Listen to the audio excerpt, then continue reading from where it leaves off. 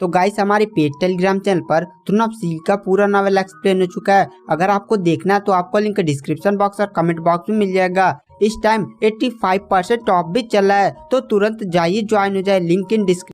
तो एपिसोड की स्टार्टिंग में दिखाया जाता है कि जो शैडो किंग होता है वह कायर के द डेट ऑफ गॉड के 7 महान कलाओं में से 7वीं कला द अनपास्ट डेट के अटैक से बच जाता है और तुरंत हायू की तरफ बढ़ने लगता है। और वहां पर जो यांग वांग झाओ और डुआंग होते हैं वो अपनी अपनी तलवारें लेकर किंग ऑफ शैडो को रोकने के लिए तैयार हो जाते हैं। वो लोग जानते थे कि वो लोग किंग ऑफ शैडो का सामना नहीं कर सकते, क्योंकि जो शैडो किंग है वह काफी ज्यादा पावरफुल और पहले उसकी स्पिरिचुअल एनर्जी 5 लाख से पार हो चुकी है। और यहाँ पर यांग वांग झाओ और डुआंगी की अभी स्पिरिचुअल एनर्जी लगभग 70,000 है, जिसके कारण वो लोग रोकने में सक्षम भी नहीं है। और बहुत सारे नीचे जो लो लेवल के डीमंस है वो लोग भी हायू पर अटैक कर रहे हैं। उनके साथ साथ उन दोनों को लो लेवल के डीमंस को भी खत्म करना है। और वहां पर जैसे ही शैडो किंग हायू से लगभग 50 मीटर की दूरी पर आता है, अचानक से उसके सामने एक सफेद रंग की दीवार खड़ी हो जाती है और सफेद रंग की दीवार से एक अजीब सी सफेद कलर की रोशनी निकलने लगती है जो सीधे शैडो किंग को जलाने लगती है। शैडो किंग उस दीवार को देखकर काफी ज्यादा शॉक हो जाता है और तुरंत पीछे मुड़ता है। पीछे कायर ने अपना डोमेन एक्टिवेट कर दिया और डोमेन के साथ साथ कायर के ऊपर जो इटर्नल मेलोडी लॉकेट लगा था वो भी चमक रहा था और उसके अंदर और उस इटर्नल मेलोडी लॉकेट से चमचमाता हुआ प्रकाश निकल रहा था जो नेक्रोमेंसर एलेक्स ने कायर को जाते समय दिया था। और वह प्रकाश सीधे जाकर उस शैडो किंग को जला रहा था। शैडो किंग कहता है इतनी ज्यादा प्योर मारने की आभा। और वहां पर जो शैडो किंग होता है वह इस प्रकाश से बचने की कोशिश करने लगता है। और वहां पर जो कार होती है वह तुरंत अपनी पावर्स का यूज करते हुए एकदम सफेद कलर की उस आभा से उस शैडो किंग को ढक देती है। शैडो किंग उस सफेद कलर की आभा से प्रभावित होने लगता है। जो कार होती है वह तुरंत टावर ऑफ इटर्निटी वाला टावर निकालती है और तुरंत हायू के ऊपर डाल देती है, जिसके कारण हायू के चारों तरफ एक सफेद रंग का पारदर्शी पगोड़ा खड़ा हो गया था। ये पारदर्शी पगोड़ा और कोई नहीं बल्कि टावर ऑफ इटर्निटी था। टावर ऑफ इटर्निटी एक अति दैवीय उपकरण है और अति दैवीय उपकरण को तोड़ना बहुत ही ज्यादा मुश्किल है। इनमें से जितने भी लोग आए हैं वह बिना कायर के मर्जी के हायू तक पहुंच ही नहीं सकते। लेकिन यहाँ पर अगर वो लोग कायर को नुकसान पहुंचा देते हैं तो पगोड़ा को कायर की रक्षा के लिए आना पड़ेगा। और वहां पर जो कायर होती है वह तुरंत फिर से किंग ऑफ शैडो की तरफ मुड़ती है या शैडो किंग की तरफ मुड़ती है। जो शैडो किंग होता है वह थोड़ी देर में उस प्रकाश से आजाद हो जाता है। शैडो किंग थोड़ा थोड़ा घायल हो गया था उस प्रकाश से। शैडो किंग कहता है अब मैं तुम्हें नहीं छोड़ूंगा। कायर और शैडो किंग के बीच में काफी ज्यादा आइकॉनिक लेवल की बैटल होने लगती है जिसमें दोनों ही एकदम खतरनाक से खतरनाक अटैक किए जा रहे थे। उसके बाद हमें सीन शिफ्ट किया जाता लाइट एलिमेंटल फेरी की तरफ। लाइट एलिमेंटल फेरी का सामना हो रहा था king of blame. King of blame की स्पिरिचुअल एनर्जी लगभग 7 लाख के पार थी और ये 3rd नंबर का सबसे ज्यादा पावरफुल था जो हायू को नुकसान पहुंचाने के लिए आए थे। और लाइट एलिमेंटल फेरी और किंग ऑफ फ्लेम बहुत ही ज्यादा खतरनाक तरीके से फाइट कर रहे थे। इस समय जो लाइट एलिमेंटल फेरी थी वह किसी एंजल की तरफ फाइट कर रही थी। उसके बाद हमें सीन शिफ्ट किया जाता है चेनिंगर की तरफ। चेनिंगर का सामना हो रहा था वीच किंग से। वीच किंग की स्पिरिचुअल एनर्जी लगभग 4,90,000 के पार थी और वहां पर जो वीच किंग था वो भी एक समनर था। चेनिंगर भी एक समनर।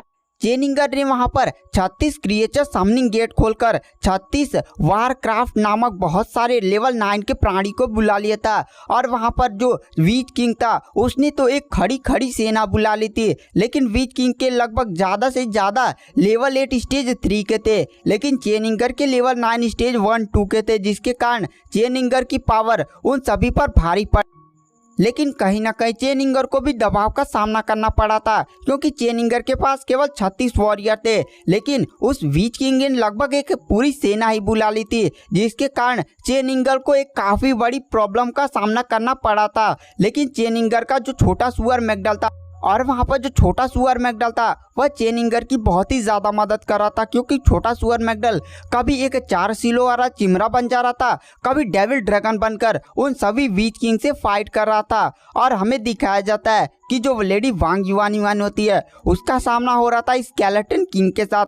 इस समय लेडी वांग युआनिवान के हाथ में उसका डिवाइन शील्ड था और दूसरे हाथ में ब्लड चॉपर और डिवाइन शील्ड की मदद से जो लेडी वांग युआनिवान थी वह स्केलेटन किंग से फाइट कर रही थी। उन दोनों के बीच में काफी ज्यादा आइकॉनिक लेवल की बैटल हो रही थी, लेकिन कहीं ना कहीं लेडी वांग युआनिवान कमजोर पड़ रही थी और धीरे धीरे पीछे घसकती हुई जा रही थी। उसके बाद हमें सीन शिफ्ट किया जाता है हान्यू और झांग फांग की तरफ। दोनों अपने सील डिवाइन थ्रोन का उपयोग करते हुए ज़ॉम्बी किंग और किंग ऑफ हेल फ्लेम से फाइट कर रहे थे। यहाँ पर 3 सील डिवाइन थ्रोन आसमान में लहरा रहे थे।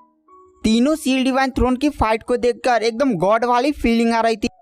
उसके बाद हमें सीन शिफ्ट किया जाता है लॉन्ग हाउचेन की तरफ, जिसका फाइट हो रहा था नाइट ऑफ जजमेंट और बोर्ड ड्रैगन किंग से। बोर्ड ड्रैगन किंग पर नाइट ऑफ जजमेंट बैठा हुआ था, लेकिन नाइट ऑफ जजमेंट और बोर्ड ड्रैगन किंग दोनों लॉन्ग हाउचेन के हमले का सामना नहीं कर पा रहे थे। बोर्ड ड्रैगन किंग और नाइट ऑफ जजमेंट दोनों ही सबसे ज्यादा पावरफुल वॉरियर थे, लेकिन वह धीरे धीरे पीछे हट रहे थे। वहां पर नाइट ऑफ जजमेंट सोचता है कि अगर ऐसे ही चलता रहा तो हायू इवॉल्व कर जाएगा। अगर हायू इवॉल्व हो गया तो हमारा बचना नामुमकिन है, लेकिन आखिर मैं इसे हराऊं तो हराऊं कैसे? ये नाइट काफी ज्यादा पावरफुल है और इसकी बॉडी से जो ऑरा निकल रहा है वो तो बहुत ही ज्यादा प्योर है। उसके बाद हमें सीन शिफ्ट किया जाता है हायू की तरफ। हायू इस समय रेंग रहा था और उसकी बॉडी से एकदम बैगनी कलर का ऑरा धीरे धीरे कम होता जा रहा था। वहां पर हायू को देखकर ऐसा लग रहा था कि जैसे वह एकदम सो रहा है, लेकिन वहां पर हायू की बॉडी से जो बैगनी कलर का ऑरा था वह एकदम अजीब से बदल रहा था और वहां पर धीरे धीरे हायू का 7वां और 8वां सिर भी इवॉल्व होना शुरू हो गया था। और वहां पर नाइट ऑफ जजमेंट कहता है आखिर इस लॉन्ग हाउचेन को कैसे हराऊं? अगर मैं इस इंसान को नहीं हरा पाया तो ऑस्टिन ग्रिफ जल्दी अपना सिर इवॉल्व कर लेगा। अगर ऐसा हो गया तो अनर्थ हो जाएगा। उसके बाद हमें सीन शिफ्ट किया जाता है स्केलेटन किंग और लेडी वांग युआनिवान की तरफ। दोनों में काफी ज्यादा आइकॉनिक लेवल की बैटल हो रही थी, लेकिन वहां पर जो स्केलेटन किंग होता है वह लगातार खतरनाक से खतरनाक अटैक लेडी वांग युआनिवान पर किया जा रहा था। लेडी वांग युआनिवान एकदम कमजोर पड़ती जा रही थी। तभी वहां पर जो स्केलेटन किंग होता है वह लेडी वांग युआनिवान के पास पहुंच जाता है और अपनी तलवार से लेडी वांग युआनिवान की शील्ड पर अटैक करता है। लेडी वांग युआनिवान अपनी शील्ड को आगे करके उसके अटैक को रोकने की कोशिश करती है, लेकिन वहां पर स्केलेटन किंग गेम खेल जाता है। वह अपनी तलवार को लेडी वांग युआनिवान के सिर पर न मारकर एकदम सांप की तरह घुमाते हुए ले जाकर लेडी वांग युआनिवान के हाथ पर मार देता है, जिसके कारण लेडी वांग युआनिवान के हाथ से खून बहने लगता है। लेडी वांग युआनिवान तुरंत दर्द से कराहते हुए पीछे चल जाती है।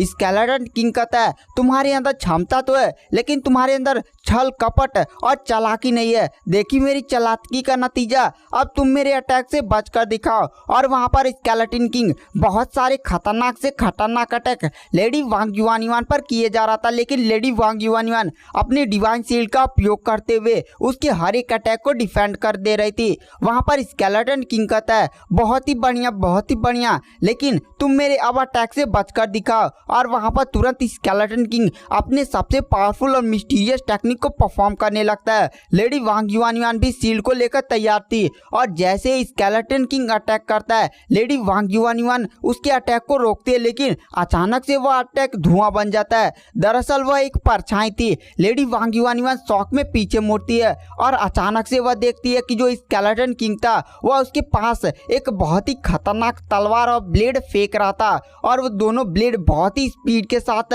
उसकी तरफ बढ़े थे। ब्लेड और तलवार बहुत ही ज्यादा पावरफुल थे। लेडी वांग युआनिवान के वो बहुत ही ज्यादा करीब पहुंच चुके और हमें दिखाया जाता है लेडी वांग युआनिवान पर ज़ॉम्बी किंग ने भी अटैक कर दिया था और 2-3 ऐसे बहुत ही पावरफुल मॉन्स्टर ने लेडी वांग युआनिवान पर अटैक कर दिया था। लेडी वांग युआनिवान की तरफ इस समय 3 साइड से अटैक कर रहे थे। लेडी वांग युआनिवान किसी 2 साइड के अटैक को ही रोक सकती थी और ये सारे अटैक बहुत ही ज्यादा पावरफुल थे। अगर लेडी वांग युआनिवान से टकरा जाते तो उसका बचना नामुमकिन था। और वहां पर लेडी वांग युआनिवान अपनी शील्ड को 2 दिशा में घुमा देती है। तो गाइस आखिर क्या होगा यह सब जानने के लिए आपको नेक्स्ट एपिसोड का वेट करना पड़ेगा। नेक्स्ट एपिसोड जल्दी हमारे चैनल पर अपलोड कर दिया जाएगा। Thank you, bye bye.